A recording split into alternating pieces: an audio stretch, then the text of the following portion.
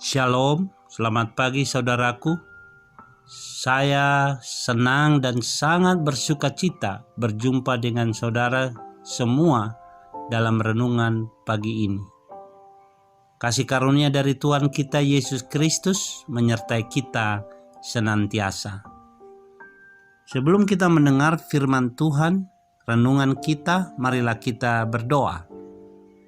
Allah Bapa yang kami muliakan, kami rindu saat ini mendengar firman-Mu. Berilah kepada kami hati yang rela dan siap menerima sabda kebenaran-Mu. Ya Allah Roh Kudus, berilah pengertian untuk memahami dan melakukan firman-Mu yang akan kami dengar ini. Dalam nama Tuhan kami Yesus Kristus. Amin. Saudaraku, dalam Tuhan, pembacaan firman Tuhan renungan kita pagi ini diambil dari 1 Tawarik 17 ayat 27. Kiranya engkau sekarang berkenan memberkati keluarga hamba-Mu ini, supaya tetap ada di hadapan-Mu untuk selama-lamanya. Sebab apa yang engkau berkati ya Tuhan, diberkati untuk selama-lamanya. Saudaraku dalam Tuhan, saya mengajak saudara untuk mengingat satu peristiwa dalam perjanjian lama, kitab Kejadian pasal 39 sampai dengan pasal 41. Itu tentang Yusuf. Yusuf adalah seorang pemuda yang dikasihi oleh bapaknya. Dan mereka banyak bersaudara. Kakak-kakaknya ditugaskan oleh bapaknya untuk mengembalakan domba-domba mereka, ternak-ternak mereka. Dan di suatu saat Yusuf disuruh mengantarkan bekal atau makanan untuk para abang-abangnya. Pada saat Yusuf ke sana, saudara-saudaranya sudah merencanakan yang jahat terhadap Yusuf. Sehingga pada tiba di sana, Yusuf ditangkap dan dimasukkan ke dalam sumur kering. Dan bukan hanya itu saja, dia dijual kepada orang Mesir dan dia menjadi budak di tanah Mesir di rumah seorang yang bernama Potifar. Penderitaan Yusuf bukan hanya sampai di situ saja. Di rumah Potifar dia mengalami fitnahan yang sangat kejam, di mana istri Potifar menyukai Yusuf, seorang pemuda yang tampan, dan ingin tidur bersama dengan Yusuf.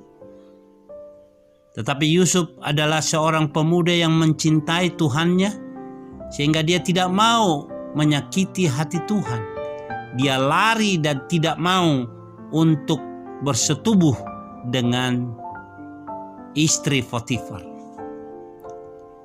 Istri Potifar membuat cerita yang menfitnah akan Yusuf, sehingga Yusuf dimasukkan di dalam penjara. Saudaraku yang dikasihi Tuhan, peristiwa itu sangat menyakitkan bagi Yusuf. Namun Tuhan tidak pernah meninggalkan Yusuf. Di penjara Yusuf dikasihi oleh kepala penjara. Bahkan teman-teman di dalam penjara pun sangat menyukai Yusuf. Ada suatu saat teman-temannya bermimpi dan meminta supaya Yusuf menafsirkan akan mimpi mereka. Dan Yusuf melakukannya.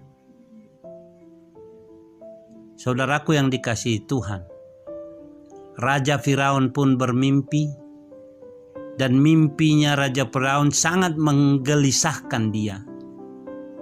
Sehingga dia memanggil ahli-ahli seluruh tanah Mesir untuk menafsirkan mengartikan akan mimpinya, namun tidak seorang pun yang mampu untuk mengartikan mimpi Raja Firaun. Kepala penjara mengingat akan Yusuf dan dia dipanggil.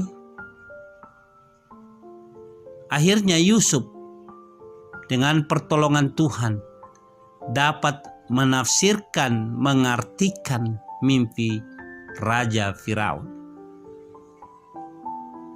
Raja Firaun mengangkat Yusuf menjadi pejabat tinggi di negeri Mesir. Dan pada akhirnya dia bisa dianggap selevel dengan Perdana Menteri pada saat ini, pada kedudukannya saat dia berada di istana Firaun.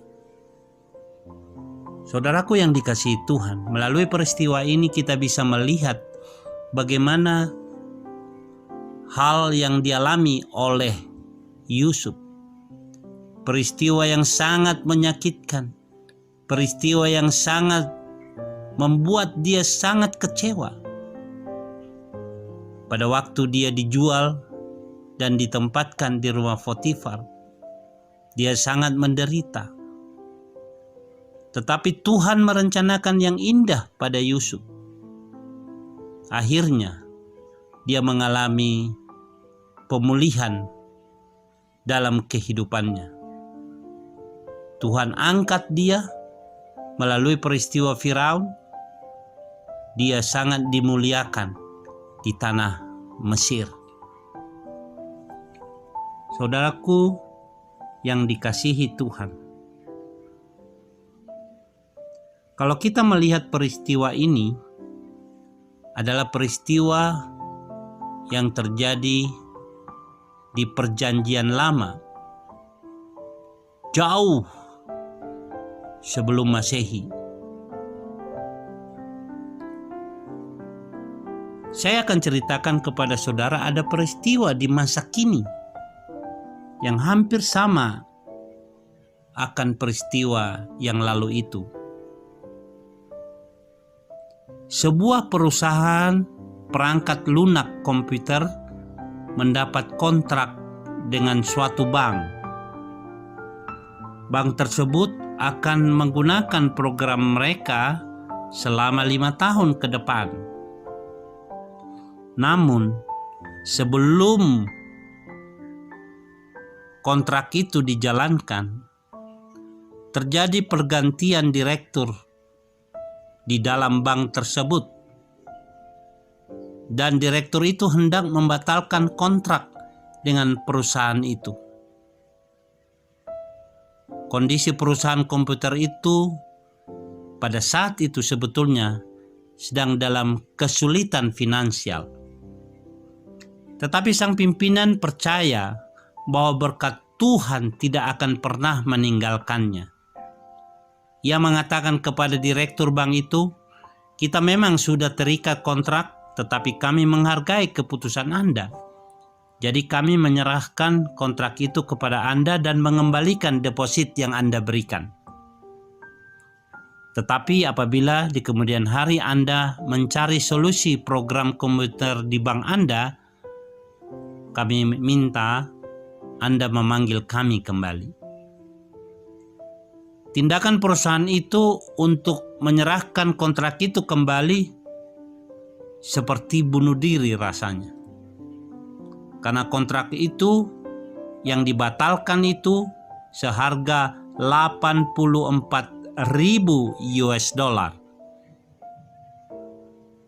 Namun 3 bulan kemudian direktur bank itu menelpon kembali akan perusahaan komputer itu dan mengatakan, "Saat ini kami akan mengadakan perubahan dalam pemrosesan data di kantor bank kami dan saya ingin berbisnis dengan Anda."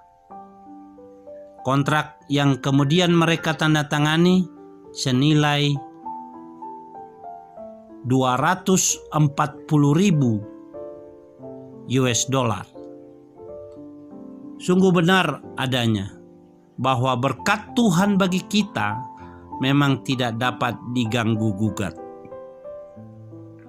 Melalui kisah ini dan kisah yang dialami oleh Yusuf, kita dapat melihat bahwa meski keadaan tampak semakin sulit, situasi yang tidak sesuai dengan apa yang kita harapkan, bahkan dalam kondisi terhimpit sekalipun, tetapi pada akhirnya berkat Tuhan bagi kita akan tetap diberikan dan tidak akan pernah diganggu-gugat oleh siapapun. Saat ini, saudara dan saya melihat akan akibat pandemi COVID-19 yang masih berkelanjutan. Banyak dari kita yang saat ini berada dalam situasi yang kurang menyenangkan. Mungkin ada dari kita yang kehilangan pekerjaan, kehilangan akan saudara, orang tua, anak, kesulitan ekonomi, bahkan mengalami sakit penyakit. Namun renungan hari ini membawa sukacita bagi kita semua untuk menguatkan kita. Tetaplah percaya bahwa saat kita mau berjalan bersama Tuhan dan sepenuhnya percaya kepadanya, maka berkat kita sudah terjamin tidak akan terputus. Oleh karena itu, bangun terus kehidupan yang dekat dengan Tuhan, sehingga kita akan melihat melalui krisis panjang ini, hidup kita justru menjadi kuat dari sebelumnya. Saudaraku, mari kita berdoa. Tuhan Yesus, sungguh kami mengucap syukur atas kebaikan dan kemurahan-Mu dalam hidup kami. Kami percaya bahwa Engkau tidak pernah mengecewakan kami. Ajarkan kami tetap berharap hanya kepada-Mu, sehingga berkat bagi hidup kami tidak bisa diganggu-gugat oleh siapapun dan dalam keadaan apapun. Di dalam nama Tuhan kami Yesus Kristus kami berdoa. Amin. Saudaraku yang dikasihi Tuhan, sampai di sini renungan kita pagi ini. Sampai jumpa dalam renungan berikutnya. Tuhan Yesus memberkati.